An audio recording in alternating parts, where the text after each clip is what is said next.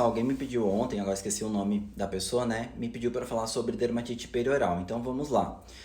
A dermatite perioral, então, é uma doença inflamatória, crônica, né? Que a marca dela vai ser então a vermelhidão, umas bolinhas e umas lesões que lembram espinhas com pus, tá? Mas não é, lógico, acne. Principalmente ao redor da boca. Mas o nome correto não seria dermatite perioral, né? Muitos autores falam que o nome correto, e eu concordo bastante, seria dermatite periorificial. Por quê? Porque tudo bem que o local mais acometido é sim ao redor da boca, mas também dá muito ao redor dos olhos, então periocular, e também dá muito ao redor do nariz, então perinasal. Então o nome correto mesmo seria dermatite periorificial para abranger aí outros locais e não só ao redor da boca. Então acomete ambos os sexos, mas é mais comum em mulheres adultas aí na faixa dos 20 aos 30 anos. E a causa mais comum disparado aí é o uso de corticoides, né, no local, no caso então ao redor da boca, ao redor dos olhos, ao redor do nariz. Principalmente os corticoides fluorados. O que é isso? São aqueles corticoides mais fortes, tá, pessoal? Como por exemplo, então clobetasol, alobetazol e assim vai. Então vamos supor, uma pessoa que passou comigo, um paciente, e eu prescrevi um corticoide para usar ao redor da boca devido a uma dermatite de contato ou outra lesão, por exemplo, tá, pessoal? E o que acontece? Isso é super comum. Voltou a lesão, o que a pessoa faz?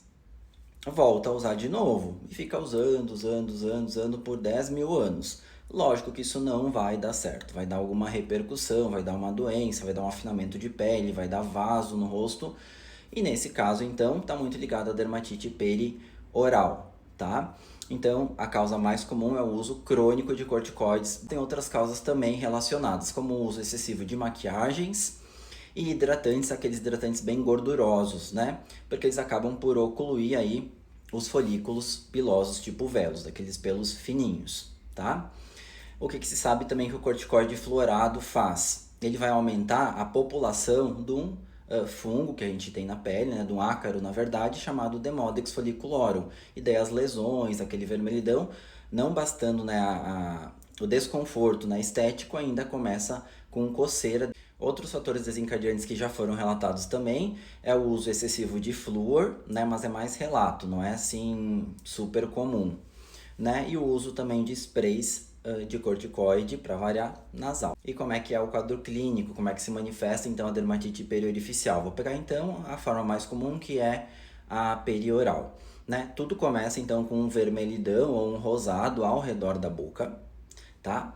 Desse eritema, desse vermelho, né, desse rosado, vai evoluir para umas bolinhas na região também, e depois vão surgir as pústulas várias, né?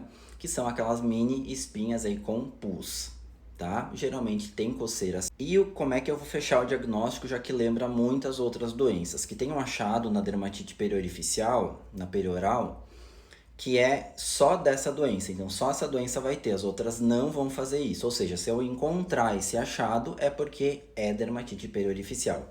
Que é qual, pessoal? Então, a pessoa vai estar toda cheia de bolinha, toda vermelha, né? Não tem cravos, né? Porque não é acne.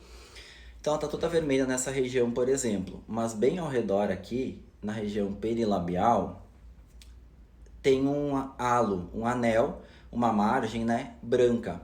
Uma margem clara, ou seja, não acometida pela dermatite perioral.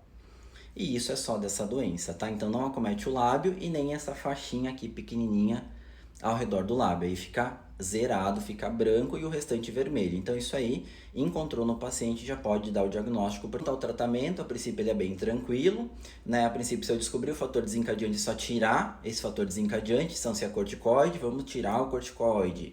Se é o flúor, tira o flúor também. Se é algum cosmético, remove. Então, primeiro, ver se tem algum fator desencadeante ou não. Segunda coisa, daí a gente pode lançar mão de antibióticos orais, antibióticos tópicos, imunossupressores locais também, tópicos. Em últimos casos, até a isotretinoína oral pode ser utilizada em baixas doses se nenhum dos tratamentos funcionar.